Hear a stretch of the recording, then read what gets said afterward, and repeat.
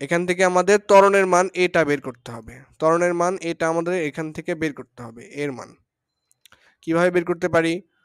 S, এপাশে ইউটিটা আছে, এপাশে নিয়ে আসি। এস মাইনাস ইউটি সমান সমান হচ্ছে হাফ এটি স্কোয়ার। আচ্ছা, এখান থেকে যদি আমি একটু আর গুণন করি, আর গুণন করলে কি হবে? এই 2 দ্বারা এখানে গুণ হয়ে যাবে। 2 দ্বারা এখানে গুণ হয়ে যাবে এবং এটি স্কোয়ার দ্বারা এই যে নিচে মনে মনে 1 আছে, এটি স্কোয়ার উপরে আছে, এটি স্কোয়ার দ্বারা 1 গুণ হবে এবং 2 দ্বারা হচ্ছে এস মাইনাস ইউটিটা গুণ হবে। তাহলে 2 দ্বারা এস মাইনাস ইউটিটা গুণ হইলে, 2 দ্বারা এস কে গুণ হইলে 2s মাইনাস 2 দ্বারা ইউটি কে গুণ হইলে 2ut সমান সমান হচ্ছে এটি স্কোয়ার। আমরা যেহেতু এখান থেকে ত্বরণটা বের করব, তাহলে বাম পাশে এটা রাখবো, এই টি স্কোয়ার এখানে গুণ অবস্থায় আছে, এই পাশে গেলে ভাগ অবস্থায় চলে যাবে। তাহলে ব্যাপারটা আসতেছে কত? 2s minus 2ut divide by হচ্ছে টি স্কোয়ার। তো এখান থেকে ক্যালকুলেশন করে আমরা a এর মান বের করব। তাহলে a সমান সমান আমাদের কি আসতেছে? 2s minus 2ut divide by হচ্ছে টি স্কোয়ার। তো সবই দেওয়া আছে আমাদের এখানে। 2 ইন্টু এস সরণের মান দেওয়া আছে 25 মিটার, তারপরে মাইনাস 2 ইন্টু আদিবেগ দেওয়া আছে কত? 2 ইন্টু সময় দেওয়া আছে 5 সেকেন্ড, নিচে 5 স্কোয়ার যেহেতু 5 সেকেন্ড। তাহলে এটা হিসাব করলে কত আসে দেখতে হবে আমাদের। আচ্ছা, এটা হিসাব করলে কত আসে সেটা দেখি। উপরে আসতেছে 25 দুগুণে 50, 50 মাইনাস হচ্ছে 20, তাহলে উপরে হচ্ছে 30 আর নিচে হচ্ছে আমাদের 25, তাহলে আসতেছে হচ্ছে 30 ভাগ 25। 25 দুগুণে 50 মাইনাস মাইনাস হচ্ছে 2 দুগুণে 4, 4 5 20, তাহলে 30, নিচে হচ্ছে 25। এটা কাটাকাটি করলে কত আসে? 6 ডিভাইডেড বাই 5, 5 6 30, 5 5 25। ঠিক আছে, তাহলে ত্বরণের মান পেয়ে গেছি 6 ডিভাইডেড বাই 5, এখানে বসাই দিব। বলের মান বের করতে বলছে যেহেতু, তাহলে ভর আছে 20 ইন্টু ত্বরণের মান হচ্ছে 6 বাই 5, তার মানে এখানে যেটা বসবে সেটা হচ্ছে 6 ডিভাইডেড বাই 5। তাহলে 4 5 20, 4 6 24 নিউটন হচ্ছে আমাদের ধাক্কা বল। একদম সহজ, যা প্রয়োজন ছিল তা শুধু বের করছি এবং বসাই দিছি, আমাদের কাজ শেষ। সহজ ছিল।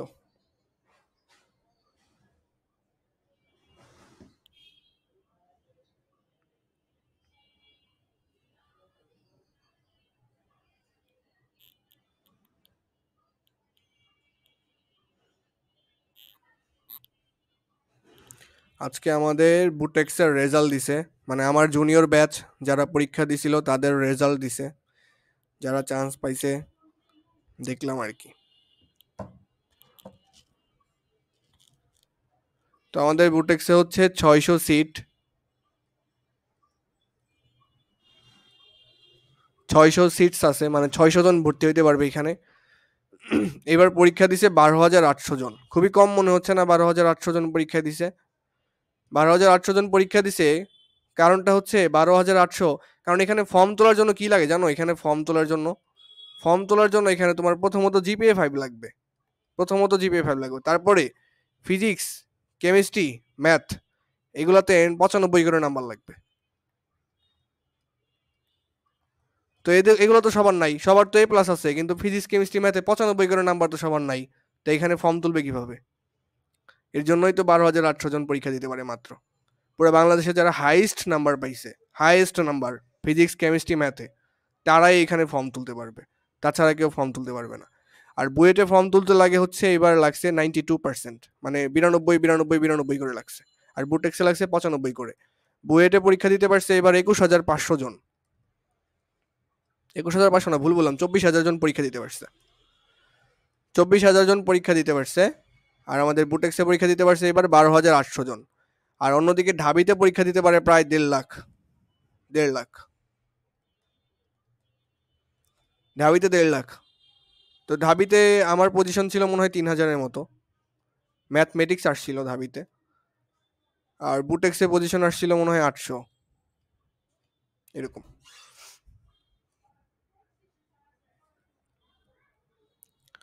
তো ঢাবিতে সবাই ফর্ম তুলতে পারে, কিন্তু এখানে তো সবাই ফর্ম তুলতে পারে না, দ্যাটস ওয়াই এখানে সংখ্যাটা হচ্ছে একটু কম।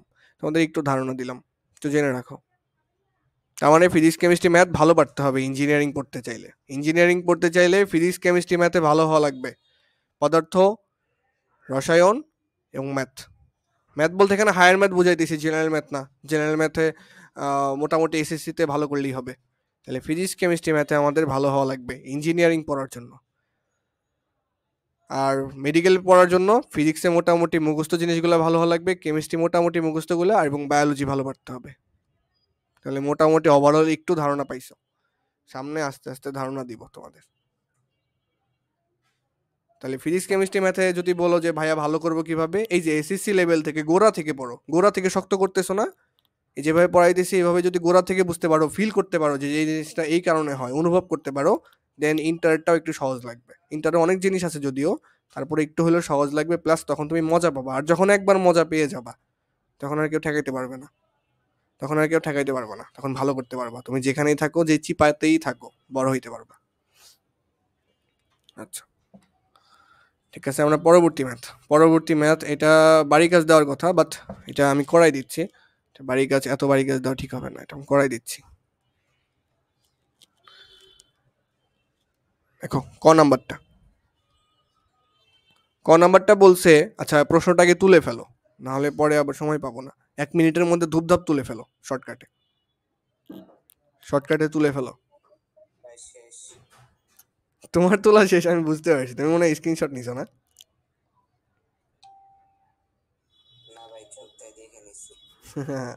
পড়ো, একটু রিং দাও, একটু মনে মনে ভাবো মন্দন কি ছিল, কি বের করবো, কি বের করা লাগবে, মুখে মুখে একটু ট্রাই করো, মাথায় একটু ক্যালকুলেশন করো, এই অভ্যাসটা দরকার। আমার যখন অ্যাডমিশন টাইম চলে, অ্যাডমিশন টাইম কোনটাকে বলা হয়, যখন মনে করো ইন্টার এক্সাম দিলাম, তার পরবর্তী যে সময়টা ভার্সিটিতে পরীক্ষা দিব, সেই সময়টাকে বলা হয় অ্যাডমিশন টাইম। তো সেই অ্যাডমিশন টাইমে কি আমি মানে স্বপ্নতেও ম্যাথ করছি, এরকম মানে স্বপ্নে স্বপ্নে ম্যাথ করছি, মানে এত প্রেশার গেছে তখন, এত পরিমাণে প্রেশার যাওয়ার কারণে স্বপ্নে ঘুমাইছি, ঘুমায়ও শান্তি নেই, ঘুমের ভিতরে ম্যাথ করতেছি, আবার ঘুমের ভিতরে। হ্যাঁ বলো। ও, অ্যাডমিশন কোন সময়টা? অ্যাডমিশন সময়টা হচ্ছে এই যে তুমি মাত্র 10-এ পড়ো, 10 থেকে তুমি কি দিবা, এসএসসি দিবা, এসএসসির পরে ইন্টারটা কমপ্লিট করবা, ইন্টার এক্সাম দিবা, ইন্টারমিডিয়েট যে এক্সামটা, ইন্টার এক্সাম দেওয়ার পরে তোমার তো ভার্সিটিতে ভর্তি হতে হবে। তো এই ভার্সিটিতে ভর্তি হওয়ার জন্য ভার্সিটিতে পরীক্ষা দেওয়া লাগবে, তোমার তো এমনি এমনি নিবে না, ভার্সিটিতে ভর্তি হওয়ার জন্য ভার্সিটিতে পরীক্ষা দেওয়া লাগবে। এই যে যে পরীক্ষার প্রিপারেশনটা নিবা, এই প্রিপারেশন টাইমটাকে বলা হয় অ্যাডমিশন। ভার্সিটি পরীক্ষার প্রিপারেশন টাইমটাকে বলা হয় হচ্ছে অ্যাডমিশন।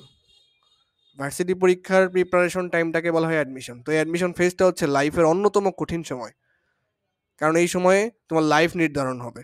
তুমি কোন ইউনিভার্সিটিতে পড়বা, তুমি কোন লাইনে যাবা, ডাক্তার হবা নাকি ইঞ্জিনিয়ার হবা, নাকি ভার্সিটিতে পড়বা, নাকি অন্য কিছু হবা। তুমি এখান থেকে চাইলে, তার মানে আমাদের দেখো, দশম শ্রেণী পর্যন্ত আমরা সব বন্ধু বান্ধব থাকে, এরপরে এসএসসি দিলাম, হ্যাঁ সব বন্ধু বান্ধবী আছে। পরে যখন ইন্টারে উঠলাম, ইন্টার ফার্স্ট ইয়ার, তারপরে হচ্ছে সেকেন্ড ইয়ার, হ্যাঁ এটা ভালো মতো পড়লাম, পরে দিলাম হচ্ছে ইন্টার এক্সাম দিলাম, এটা সবাই দিলাম ইন্টার এক্সাম। এরপরে আসলাম অ্যাডমিশন যে ফেজটা, অ্যাডমিশন যে জার্নিটা, এই জার্নির পরেই তো আমি ভার্সিটিতে ভর্তি হব, মানে ভার্সিটিতে পরীক্ষা দিব, ভার্সিটিতে ভর্তি হব। এই জার্নির মধ্যে সবাই আলাদা হয়ে যায়, এই জার্নিতে সবাই ডিসিশন নেয়, এই অ্যাডমিশন সময় সবাই ডিসিশন নেয়, সে কি ডক্টর হবে, নাকি সে ইঞ্জিনিয়ার হবে, নাকি সে বিদেশ যাবে।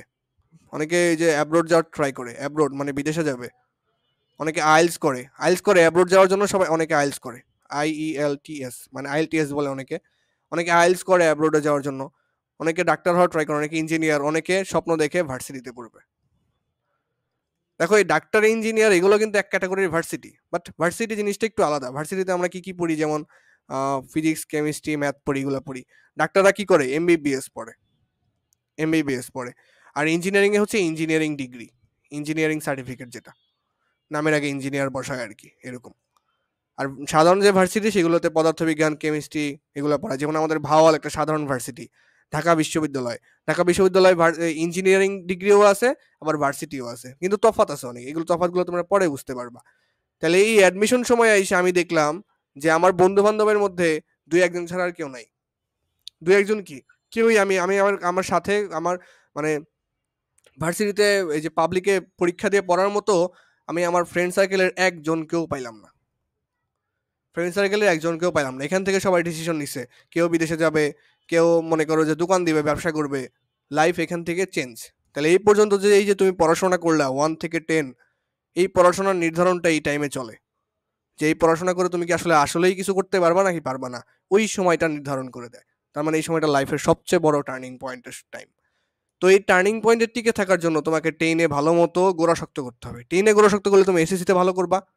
আর এসএসসিতে যদি তোমার জিপিএ 5 থাকে, এসএসসিতে যদি জিপিএ 5 থাকে, তুমি ইন্টারও একটা জিপিএ 5 পাওয়ার চান্সেস বেড়ে যাবে, কারণ তুমি পড়াশোনা করতেছো, ভালো স্টুডেন্ট। জিপিএ 5 পাইলে তোমার এখানে পড়ালেখার গতিটাও থাকবে বেশি, তারপর তুমি অ্যাডমিশনও ভালো মতো পড়ায় মনোযোগ দিতে পারবা। যে তোমার এসএসসিতেও জিপিএ 5 আছে, ইন্টারও জিপিএ 5 আছে, অ্যাডমিশনে ভালো একটা মনোযোগ দিতে পারবা, দেন ভার্সিটি অ্যাডমিশনে একটা টক্কর দেওয়ার ট্রাই করতে পারবা। ঠিক আছে? এখন ভার্সিটিতে এই যে চান্স না হলে পরে মানুষ কি করে? পরে মানুষ এই যে প্রাইভেটে গিয়ে ভর্তি হয়, প্রাইভেট ইউনিভার্সিটিতে গিয়ে ভর্তি হয়। প্রাইভেট ইউনিভার্সিটি যেমন আইইউবিএটি, তোমরা নাম শুনছো, আইইউবিএটি, তারপর হচ্ছে উত্তরা ইউনিভার্সিটি, তারপর হচ্ছে ব্র্যাক ইউনিভার্সিটি, নর্থ সাউথ, অহরহ অহরহ ইউনিভার্সিটি আছে, অভাব নাই। ঠিক আছে? আচ্ছা, এইগুলা অনেক পরের জিনিস, তবে একটু একটু করে নলেজ রাখবা।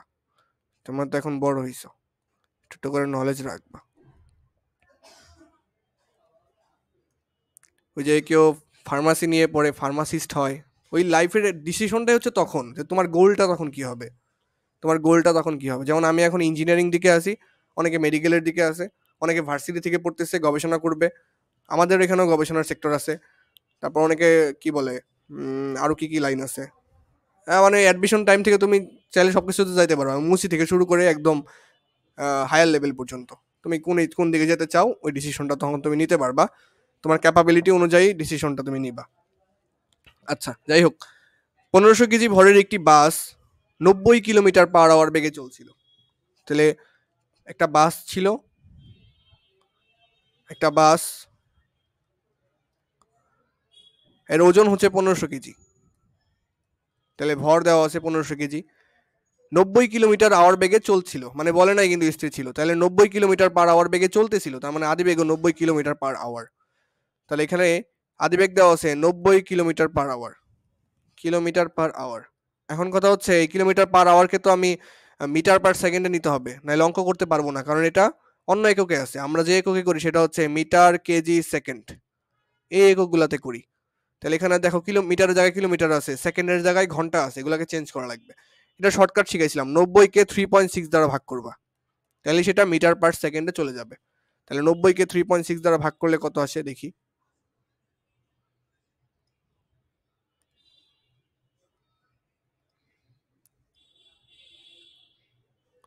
তাহলে হচ্ছে 90 ভাগ হচ্ছে 3.6, কত আসে এখানে? 25। তাহলে এটা আসতেছে হচ্ছে আমাদের 25 ms/1, কিলোমিটার/আওয়ার থেকে সরাসরি মিটার/সেকেন্ডে নিয়ে গেলাম। এভাবে করলেও ভুল হবে না তোমার। আর একটা ভাবে ব্রডলি করা যায়, সেই ব্রডলি টেকনিকটা কিন্তু আমরা দেখছি। আচ্ছা, হঠাৎ ব্রেক করায় 8 সেকেন্ডে থেমে গেল, হঠাৎ ব্রেক করে, তাহলে বাসটা চলতেছিল এই জন্য 25 ms/1 বেগে, 8 সেকেন্ড পর মানে ব্রেক চাপা শুরু করছে এখানে, যখন চলতেছিল তখন তারপরে হচ্ছে ব্রেক চাপা শুরু করলো, ব্রেক চাপা শুরু করতে করতে 8 সেকেন্ডের মধ্যে বাসটা এখানে আইসা কি হয়ে গেল? থেমে গেল। তাহলে শেষ ব্রেক কি হয়ে গেল? শূন্য হয়ে গেল। 8 সেকেন্ড পর বাসটা থেমে গেছে, এটাই বলছে, ব্রেক করার ফলে, ব্রেক করার ফলে 8 সেকেন্ডে ব্রেকটা থেমে গেছে। আচ্ছা, তোমাদের একটু স্মরণ করাই দেই যে বেগ বৃদ্ধির হারকে ত্বরণ বলে, বেগ বৃদ্ধির হার ত্বরণ, আর বেগ হ্রাসের হার হচ্ছে মন্দন। তার মানে ব্রেক চাপা মানে কি? বেগটা হ্রাস পাচ্ছে, তখনই ত্বরণকে স্পেশালি মন্দন ডাকা হয়। মানে বেগ যখন বৃদ্ধি পায় তার হারকে বলা হয় ত্বরণ, আর বেগ যখন হ্রাস পায় সেটাও এক ধরনের ত্বরণ, কিন্তু সেটা ঋণাত্মক ত্বরণ, এবং সেই ত্বরণটাকে তখন মন্দন বলা হয়, স্পেশালি নামে মন্দন বলা হয়। আচ্ছা, ঠিক আছে, এখানে আমাদের বলছে বাসটির মন্দন কত, তার মানে আসলে বাসটির ত্বরণ আমরা বের করব, ত্বরণটা আসলে ঋণাত্মক আসবে, এটাই হচ্ছে মন্দন, কারণ হচ্ছে বেগ হ্রাসের হার। আচ্ছা, তাহলে এখান থেকে মন্দন বের করা মানে হচ্ছে আমাদের ত্বরণ বের করতে হবে। ত্বরণটা কিভাবে বের করতে পারি? বাসটির আদিবেগ হচ্ছে 25 মিটার/সেকেন্ড, শেষ ব্রেক কত? 0। সময় লাগছে কত ব্রেক চাপার পরে? 8 সেকেন্ড। তো এখান থেকে আমি ত্বরণ এটা বের করব। আচ্ছা, তো আমরা একটা সূত্র জানি যে ভি স্কোয়ার সমান সমান ইউ স্কোয়ার প্লাস 2as। আচ্ছা, 2as এই সূত্র খাটালে তো হবে না, সহজ সূত্রই খাটাই। দেখো, আমরা ত্বরণের সরাসরি সূত্র জানি, a equals to V minus U divided by T, V minus U divided by টি।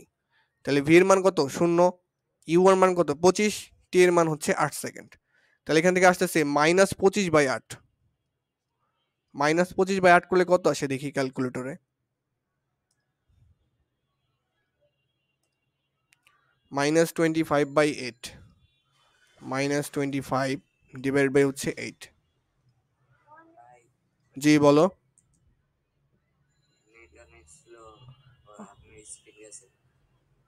ও, মোয়াজের কি ঠিকঠাক? আচ্ছা আচ্ছা, কন্টিনিউ করতে থাকি, দেখি কতদূর করা যায়। আমি বেশি দূর আজকে তাহলে পড়াবো না, অল্পই পড়াবো, বাট রেকর্ডেড থাকবে তো। তো দেখো কতটুকু কন্টিনিউ করা যায়। তো এখান থেকে -25/8 দিলে -3.125 -3.125 মিটার সেকেন্ড ইনভার্স 2 আসে। এটা হচ্ছে আমাদের ত্বরণ। তাহলে এখানে দেখো, একটু খেয়াল করো, ত্বরণের মানটা কি আসলো? ঋণাত্মক আসলো।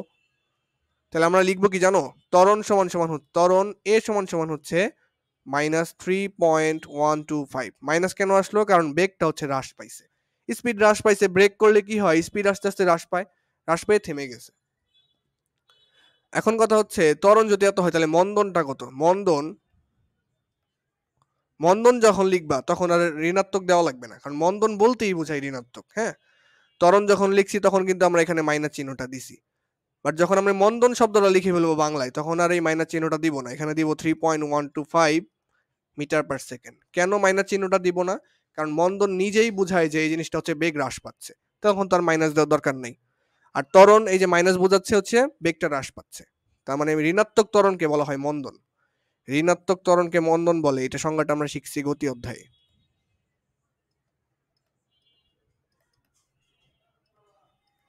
কি বললাম? এখানে যখন ত্বরণ থাকবে, সেটা ত্বরণের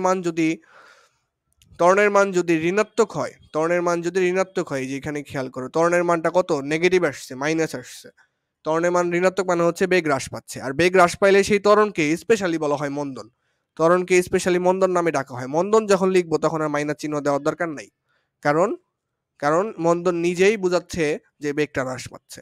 ঠিক আছে, তাহলে আমাদের ক নাম্বার কিন্তু শেষ। এরপরে হচ্ছে খ নাম্বারটা আমরা করব এখন।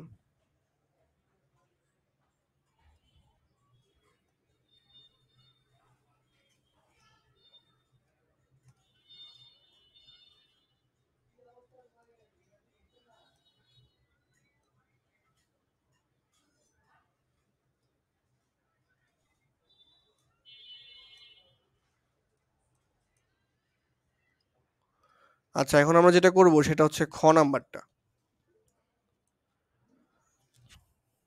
আচ্ছা, তো খ নাম্বারটা দেখো, কত বল প্রয়োগ করা হয়েছিল, তার মানে বল চাইছে, কত বল প্রয়োগ করা হয়েছিল, তার মানে এফ এর মান আমাকে এখানে বের করতে বলছে। তাহলে এফ ইকুয়ালস টু আমরা কি জানি? এফ ইকুয়ালস টু জানি আমরা হচ্ছে এম এ। তাহলে এম এর মান কত? বাস যেহেতু ব্রেক করছে, এম এর মান হচ্ছে 1500 কেজি, তাহলে বাসের ওজন হচ্ছে 1500 কেজি। কিন্তু ত্বরণটা আমরা একটু আগে বের করলাম না, এই যে ঋণাত্মক ত্বরণ -3, আমরা এখানে মানটা বসাবো শুধু। আচ্ছা, মাইনাসটাই বসাবো, ত্বরণ যেহেতু এখানে বসাবো তাহলে আমরা মাইনাসটা বসাই, কি বোঝাচ্ছে সেটা বুঝি আর কি। এই যে মাইনাস জিনিসটা বসাবো। ত্বরণ ত্বরণ কত পাইছি? -3.125। ঠিক আছে, আর তারপর এখান থেকে গুণ করলে আমরা কত পাই দেখি। তাহলে আমাদের ক্যালকুলেটর গেল কোথায়? এখানে। তাহলে এত গুণ হচ্ছে আমাদের 1500, এখান থেকে আসতেছে হচ্ছে -4687.5 -4687.5 নিউটন। এইখানে বোঝার বিষয় যেটা, এইখানে মাইনাস চিহ্ন দ্বারা কি বোঝাচ্ছে? এখানে এটা বোঝাচ্ছে হচ্ছে বাধা দানকারী বল। এই টার্মটা মনে রাখবা, বাধা দানকারী বল। কেন বাধা দানকারী বল? কারণ ব্রেক চাপা মানে কি? তুমি গতিকে বাধা দিচ্ছ। ব্রেক চাপা মানে গতিকে বাধা দিচ্ছ। দেখো, একটা গাড়ি সুন্দর মতো 25 মিটার পার সেকেন্ড ইনভার্স 1 বেগে চলতেছিল, তুমি ব্রেক করে 8 সেকেন্ডে গাড়িটাকে থামাই ফেলছো। তা ব্রেক যখন করছো, তুমি একটা আলাদা বিরুদ্ধে বল দিছো, ওই ব্রেক করছো। ব্রেক করা মানে কি? ওই চাকাটাকে আস্তে আস্তে চেপে চেপে চেপে চেপে থামাই দেওয়া, তার মানে কি? ওই স্পিডটাকে থামাই দেওয়া, স্পিডটাকে তুমি বাধা দিছো। স্পিডটাকে বাধা দেওয়ার ফলে, ব্রেক চাপার ফলে গাড়িটা গেছে থেমে, তাহলে সেটা হয়েছে বেগ হ্রাস হয়ে গেছে। আর বেগ হ্রাস হলে সেটাকে বলা হয় ঋণাত্মক ত্বরণ। আর ঋণাত্মক ত্বরণ মানে কি? সেটাকে বলা হয় মন্দন। আর যখন বেগ হ্রাস পায়, ঋণাত্মক ত্বরণ হয়, ঋণাত্মক ত্বরণ থেকে আমরা পাই ঋণাত্মক বল। এটা হচ্ছে ঋণাত্মক বল। ঋণাত্মক বল।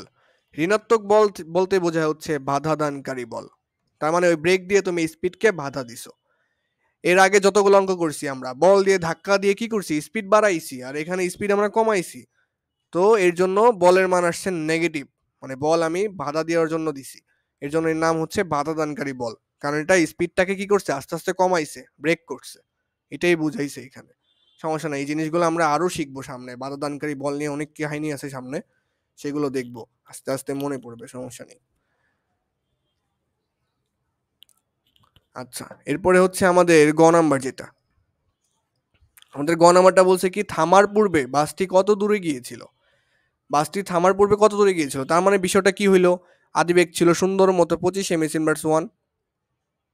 বাসটা যেহেতু থামাইয়া দিছে, তাহলে শেষ বেগ হয়ে গেছে 0। কত সেকেন্ডে থামাইছে, t = 8 সেকেন্ডে থামাই দিছে। 8 সেকেন্ডে থামাইয়া দিছে। আর 8 সেকেন্ডে যখন থামাইয়া দিছে, তখন সে কত দূরত্ব গেছিল, এখানে আমাদের ত্বরণটাও কিন্তু জানা আছে।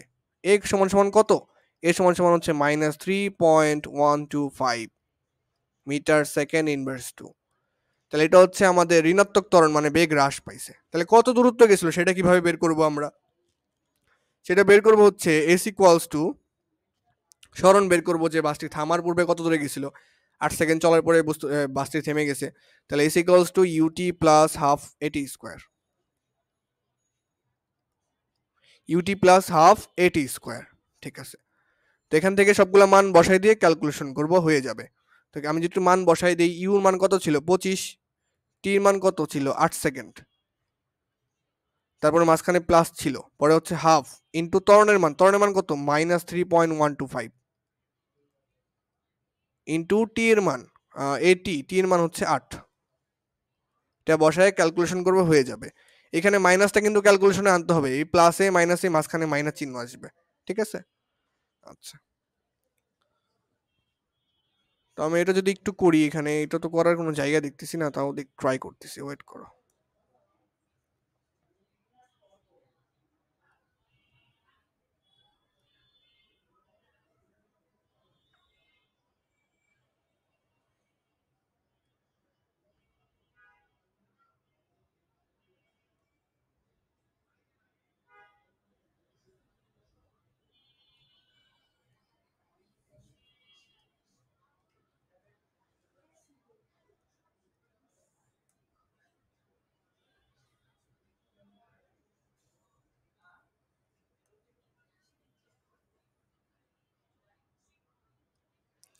তো এখান থেকে ক্যালকুলেশন করলে কি আসবে, এখান থেকে আমাদের 25 × 8 করলে কত আসে, এখানে আমাদের ক্যালকুলেটরে যাইতে হবে।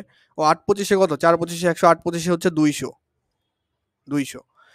আর এই যে ভিতরে মাইনাসটা আর এখানে বাইরের প্লাসটা গুণ অবস্থায় আছে, প্লাসে মাইনাসে মাইনাস হবে। এখানে কত আছে, হাফ ইন্টু 8 ইন্টু 3.125, এতটুকু ক্যালকুলেটরে বসাই দিলে আমাদের হয়ে যাবে। এখানে যতটা আসবে এত মিটার হচ্ছে থামার পূর্বে বাসটি চলবে। আচ্ছা, তাহলে এতটুকু তুলো, পরবর্তী ম্যাথে আমি যাই। আমি বুঝি না সময় এত ফাস্ট কেমনে যায়। তোমাদের 1.5 ঘন্টা করে ক্লাস নেওয়া লাগবে নেক্সট ডে থেকে, মানে পরবর্তী দিন থেকে 1.5 ঘন্টা করে ক্লাস। কিছু করার নাই, সিলেবাস আগাতে পারছি না, সিলেবাস আগাতে পারছি না। 1 মাস যাবত আর এক অধ্যায় পড়ানো যায় না, মিনিমাম 2টা আর 2.5টা চ্যাপ্টার পড়াইতে হবে। প্রথম দিকে না হয় স্পিড কম ছিল, এখন স্পিড একটু বাড়াইতে হবে। বলো মোয়াজ, আমি বুঝতে পারিনি।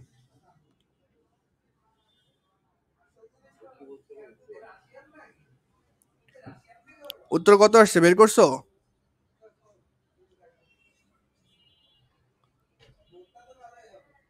200 থেকে বিয়োগ দিবা হচ্ছে 4 গুণ 3.125।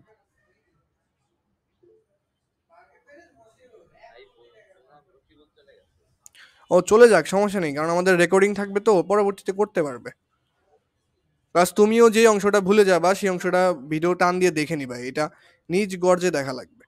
আচ্ছা, 200 বিয়োগ 3.125 কে 4 দ্বারা গুণ করলে কত হয়। এখানে আমাদের ইউনিভার্সিটি অ্যাডমিশনের আগে আমি হ্যান্ড ক্যালকুলেশন শিখছিলাম, এখন আমি প্র্যাকটিস না করতে করতে ভুলে গেছি। তাহলে এখানে কত আসে, 4 গুণ 3.125। হ্যাঁ বলো।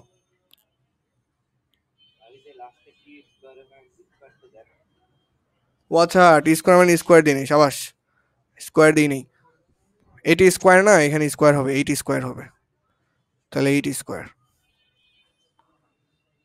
তাহলে এখানে আসতেছে কত আমাদের, 8 স্কোয়ার মানে হচ্ছে 64, 64 মানে হচ্ছে 32, 32 গুণ 3.125, 3.125 আসতেছে 100, তাহলে এটা আসছে 100, আর এখানে 200, 200 বিয়োগ 100 মানে হচ্ছে 100 আসবে উত্তর, উত্তর আসবে 100, এখানে স্কোয়ার হবে, এখানে স্কোয়ার হবে, উত্তর আসবে 100 মিটার। ওকে, জায়গা সংকটে কনফিউজ হয়ে গেছি, তাহলে ক খ গ আমরা এই এক পেজের মধ্যে টান করে দিছি আর কি।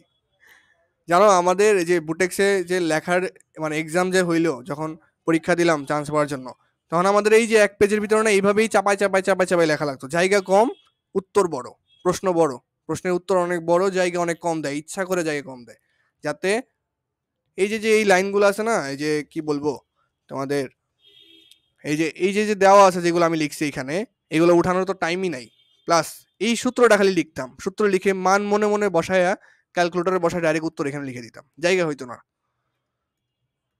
জায়গা হইতো না, দ্যাটস ওয়াই এরকম ভাবে করা লাগতো, এবং স্যাররা ওইভাবে করলেই ফুল নাম্বার দেয়, কারণ ওইভাবে করলে স্যারে ভাবে যে স্টুডেন্ট অনেক মানে ব্রেইনে অনেক ফাস্ট ক্যালকুলেশন করতে পারে। আচ্ছা, ওকে, তাহলে ডান আমাদের এটা। এর পরবর্তী ম্যাথ হচ্ছে আমাদের এইটা, এটা মনে হয় লাস্ট পেজ এই স্লাইডের, এই স্লাইডটা আমি এখনো পুরোটা দিছি, হ্যাঁ দিছি, তো এই স্লাইডটার লাস্ট ম্যাথ হচ্ছে এইটা, ঠিক আছে, এর পরবর্তী একটা স্লাইড আছে সেটা দেখাইতেছি, এটা করি আগে।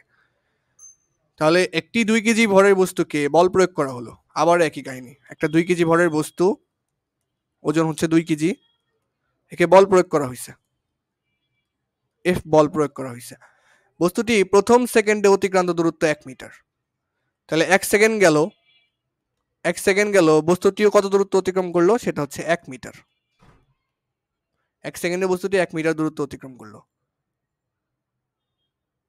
কত বল প্রয়োগ করা হয়েছে, বলছে কত বল প্রয়োগ করা হয়েছে সেটা নির্ণয় করতে, এবং বলছে বস্তুটির পরবর্তী 1 মিটার পথ যেতে কত সময় লাগবে সেইটা আমি পরবর্তীতে আসতেছি, আগে প্রথম প্রশ্নের উত্তর ফাইন্ড আউট করা লাগবে।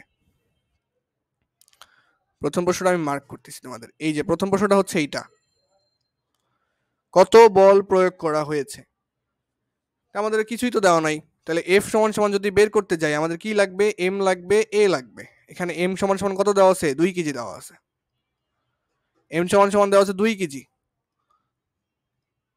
এখানে যদি ত্বরণের মানটা বের করে আমি বসায় দিতে পারি, তাহলে কিন্তু বলের মান বের হয়ে যাবে, কথা হচ্ছে ত্বরণের মান আমি কিভাবে বের করব, একটি 2 কেজি ভরের বস্তুর উপর বল প্রয়োগ করা হলো, বস্তুটি প্রথম সেকেন্ডে অতিক্রান্ত দূরত্ব হচ্ছে 1 মিটার,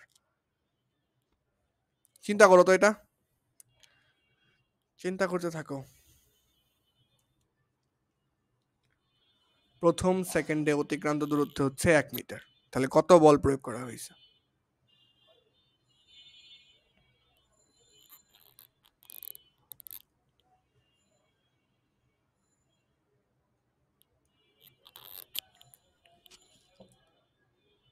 আচ্ছা প্রথম সেকেন্ডে তম সেকেন্ডে দূরত্ব নির্ণয় করে আমরা শিখছি না এরকম কিছু একটা, এই যে এস টি এইচ মানে তম সেকেন্ডে দূরত্ব নির্ণয়ের সূত্র হচ্ছে u plus half a two t minus one, half a two t minus one.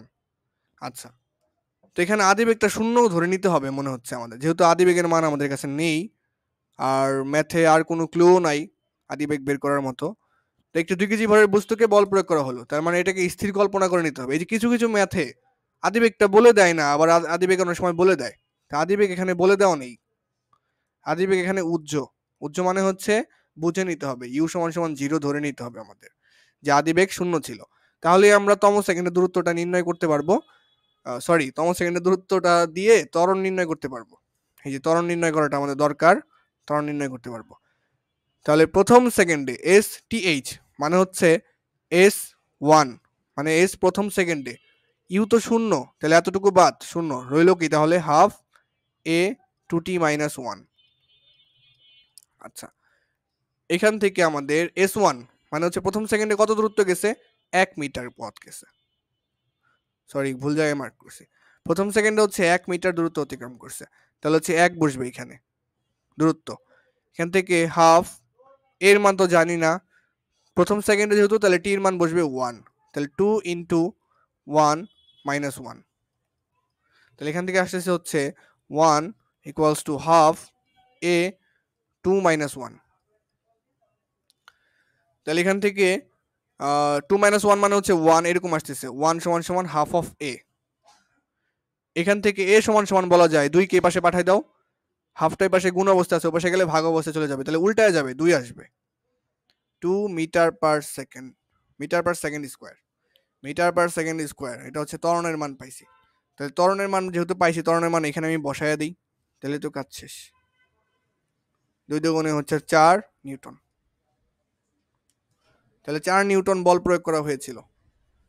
এটা কি ঠিক আছে অঙ্কটা? আমি যদি এটা দিয়ে করতাম কত আসতো দেখি, s equals to ut plus half a t square, তো 0 1 1, এটা দিয়ে করলে সেমই আসতো, ওই যে তোমরা যে সূত্রটা ভাইরাল সূত্র আর কি, ভাইরাল সূত্র মানে এই সূত্র দিয়েও করতে পারতা, s equals to ut plus half a t square, এটা দিয়ে করলেও সেম হইতো। এখানে টির ভ্যালু হচ্ছে 1 সেকেন্ড, টি সমান সমান 1 সেকেন্ড, এস 1 সেকেন্ডের দূরত্ব গেছে হচ্ছে 1 মিটার, আর আদিবেগ হচ্ছে 0 ধরে আমাদের এখান থেকে এর মান বের করা লাগবে। দেখবা এর মান আসবে 2 মিটার সেকেন্ড ইনভার্স 2, তাহলে এই সূত্র দিয়েও করা যাচ্ছে, কোনো সমস্যা নেই। ভাইরাল সূত্র দিয়ে সবকিছুই করা যায় না। আচ্ছা, এখানে যেহেতু তম সেকেন্ড বলে দিছে, দ্যাটস ওয়াই আমরা এই কাজটা করলাম। এখানে যদি বলতো যে দশম সেকেন্ডে অতিক্রান্ত দূরত্ব, তখন ঠিকই আমাদের এই সূত্রে ফেরত আসা লাগতো। যেহেতু এটা প্রথম সেকেন্ড, প্রথম সেকেন্ড মানে হচ্ছে 1 সেকেন্ড, প্রথম সেকেন্ড মানে হচ্ছে আমাদের 1 সেকেন্ড, তো তাহলে প্রথম সেকেন্ডটাকে আমি তম সেকেন্ড ধরে নিছি এখানে, যে প্রথম সেকেন্ডে হচ্ছে প্রথমতম সেকেন্ড। আচ্ছা, প্রথম সেকেন্ডে 1 মিটার গেছে, এমন না যে দশম সেকেন্ডে 1 মিটার গেছে, দশম সেকেন্ডে 1 মিটার গেলে এই সূত্রটাই খাটানো লাগতো। এখন বলছে প্রথম সেকেন্ডে, তার মানে 1 সেকেন্ডে 1 মিটার গেছে, তাহলে এই সূত্রও খাটানো যাবে, 1 সেকেন্ডে 1 মিটার গেছে। আচ্ছা, ওকে, যদি বলতো যে দশম সেকেন্ডে 1 মিটার গেছে, দশম সেকেন্ডে 1 মিটার গেছে, তখন আমাদের এই সূত্রই ব্যবহার করা লাগতো। এখানে টির জায়গায় বসতো 10, আর এস এর জায়গায় বসতে হচ্ছে 1 মিটার। বাট এই সূত্রে যখন আসবা, তখন টির জায়গায় 10 বসাইলে এস এর ভ্যালু আর 1 বসাইতে পারবা না, কারণ টির জায়গায় এখানে 10 বসানো মানে হচ্ছে এটা দশম সেকেন্ড বোঝাবে না, এটা বোঝাবে 10 সেকেন্ড। এখানে টির মান বোঝায় হচ্ছে 10 সেকেন্ড, আর এখানে বোঝাচ্ছে 10তম সেকেন্ড, দুইটা পার্থক্য আলাদা। আচ্ছা, এইগুলোতে না যাই, কেচার লাগবে, শুধু শুধু যেভাবে করছি সেভাবে মনে রাখো।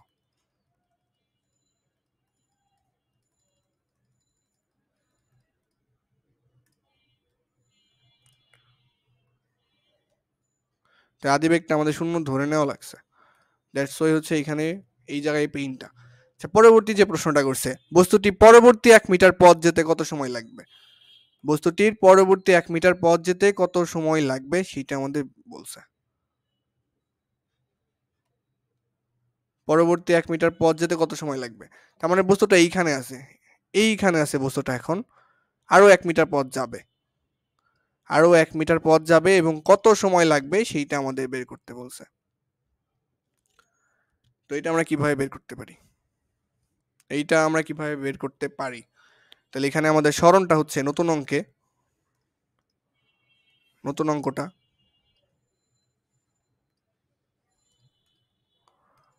তাহলে নতুন অঙ্কে আমাদের সরণ এস, এস হচ্ছে 1 মিটার, কি লিখলাম, এস হচ্ছে আমাদের এখানে 1 মিটার, টাইম কত লাগবে সেটা বের করতে বলছে। ত্বরণ হচ্ছে আমাদের, ত্বরণ হচ্ছে আমাদের বের করছি গত ম্যাথে 2 metre second inverse 2, 2 metre second inverse 2। দেখো কোন সূত্র খাটিয়ে কি এটা বের করা সম্ভব, এটা সম্ভব না বের করা, কারণ এই অবস্থানে আমি বেগটা জানি না, যে এটাকে আদিবেগ ধরবো, আদিবেগ এখানে লিখে পরে আমরা s equals to u t plus half a t square থেকে টি এর মান বের করব। কিন্তু আমাদের তো ইউটা জানা নাই, মানে এই পজিশনে আদিবেগটা তো জানা নাই, এই পজিশনে আদিবেগ না হয় শূন্য ধরে নিছি, এই পজিশনে আদিবেগটা তো জানি না, এটাই কনফিউজিং, তাই না? তাহলে আমরা একটু চালাকি করব এখানে। কি চালাকি, কি চালাকি করা যায় এখানে, আমাদের তো দেখো এই যে আগে প্রথমে ছিল স্থির অবস্থানে এ পজিশনে, এখানে আদিবেগ হচ্ছে 0। এক সেকেন্ডে 1 মিটার পর বি পয়েন্টে আসছে, তারপরে 1 মিটার গেছে সি পয়েন্টে আসছে, তাহলে বি থেকে সি পয়েন্টে আসতে টি কত সময় লাগছে সেটাই তো আমাদের টার্গেট। তো আমরা এখানে একটা চালাকি করব। কি চালাকি করতে পারি, যে আমরা প্রথম থেকে 2 মিটার যাইতে আসলে কত সময় লাগবে, পরে আগের এই 1 সেকেন্ড বাদ দিয়ে দিব এখান থেকে। দেখো করলে বুঝতে পারবা। প্রথমে আদিবেগ ছিল 0, ত্বরণটা বের করছি গত ম্যাথে 2 মিটার সেকেন্ড ইনভার্স 2, আর এটা হচ্ছে মিটার পার সেকেন্ড। তাহলে আদিবেগ আছে, ত্বরণ আছে, আমরা বের করব টাইম কত মিটারের জন্য, এসি কাউসটা আমরা বের করব 2 মিটারের জন্য। মানে এইখান থেকে এই যে এইখান থেকে এই পুরো পথ যেতে কত সময় লাগছে সেটা বের করব। পুরো পথ যেতে, এখান থেকে পুরো পথ যেতে কত সময় লাগছে, মানে এ থেকে সি পর্যন্ত যেতে কত সময় লাগছে সেইটা আমরা বের করব। তাহলে এখান থেকে টির ভ্যালু ইজিলি বের করতে পারবো, s equals to u t plus half a t square. এখান থেকে এস এর ভ্যালু হচ্ছে 2 মিটার, এতটুকু শূন্য হয়ে যাবে যেহেতু আদিবেগটা শূন্য, তাহলে এখান থেকে হাফ ইন্টু এর মান হচ্ছে আমাদের এখানে 2 ইন্টু টি স্কোয়ার। তাই 2 2 কাটা √2, √2 মানে কত 1.43 মেবি, মুখস্থ করছিলাম তো মনে নাই। √2 1.43 আসার কথা।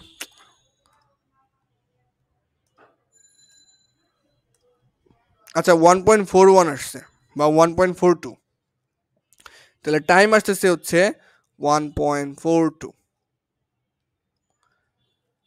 আচ্ছা এই টাইমটা আমি কোন টাইমটা পাইছি, একদম এ অবস্থান থেকে সি অবস্থানে আসতে মোট সময়টা হচ্ছে 1.42 সেকেন্ড।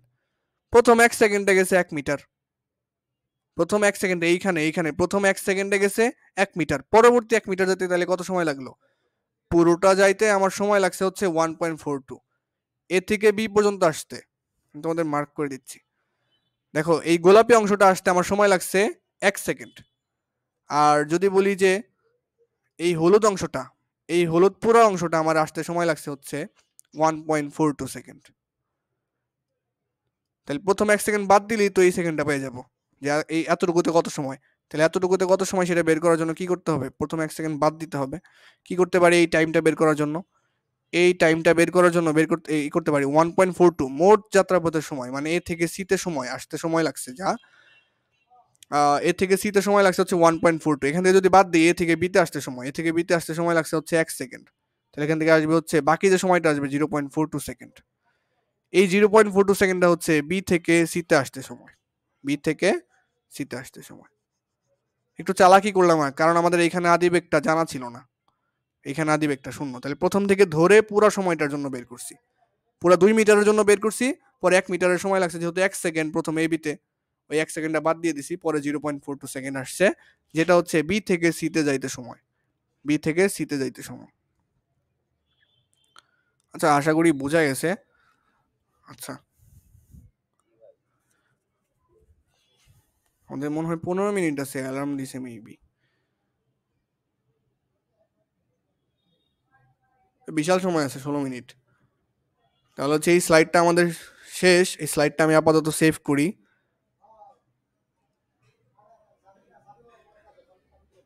এটা ছিল আমাদের ক্লাস 7 এর অংশ মেবি, ক্লাস 6 মনেও তো নেই কিছু। আহা কিভাবে সেভ হয়ে গেল।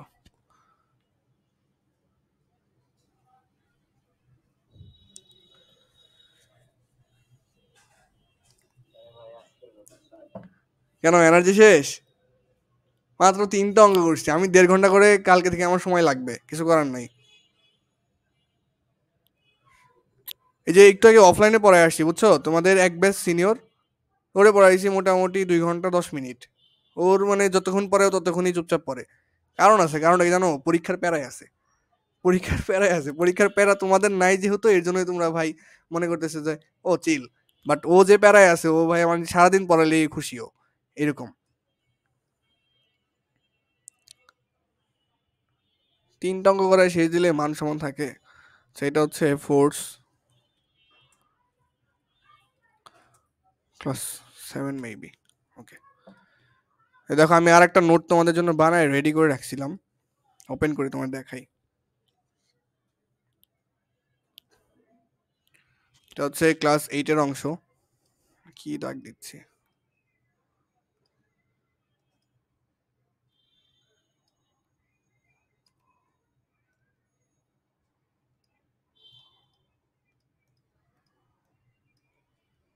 দেখো এটা 19 পেজের স্লাইড। এখানে কি কি আছে দেখি। এই আগের স্লাইড সহযোগ হয়ে গেছে এখানে। আচ্ছা, তোমার একটু দেখাই, আমি একটু ওভারভিউ দিই। এখানে এখানে এই ম্যাথটা করা লাগবে আমাদের। তারপরে হচ্ছে এই ম্যাথটা, এই ম্যাথটা ক খ গ। তারপর হচ্ছে এই ম্যাথটা করা লাগবে। তারপর হচ্ছে ঘাত এবং বলের ঘাত শেখা লাগবে।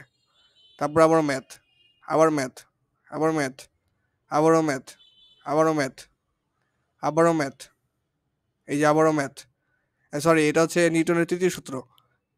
আবারও তৃতীয় সূত্রের কাহিনী কিচ্ছা এখানে দেখা লাগবে আমাদের। আবারও ম্যাথ, পরে এইটা শেষ হবে, পরে আবার আরেকটা শুরু হবে স্লাইড এইটা।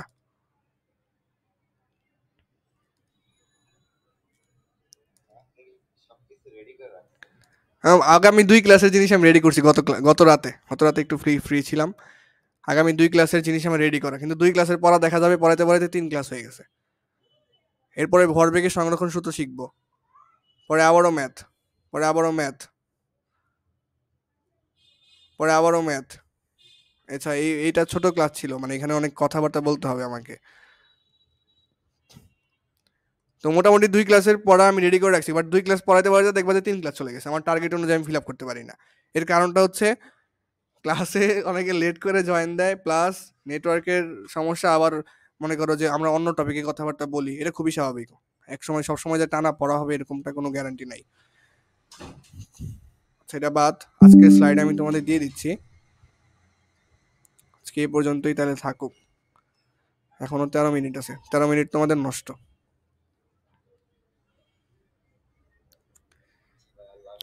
আচ্ছা, আল্লাহ হাফেজ, ভালো থেকো, প্র্যাকটিস করো, সুস্থ থাকো। ঠিক আছে।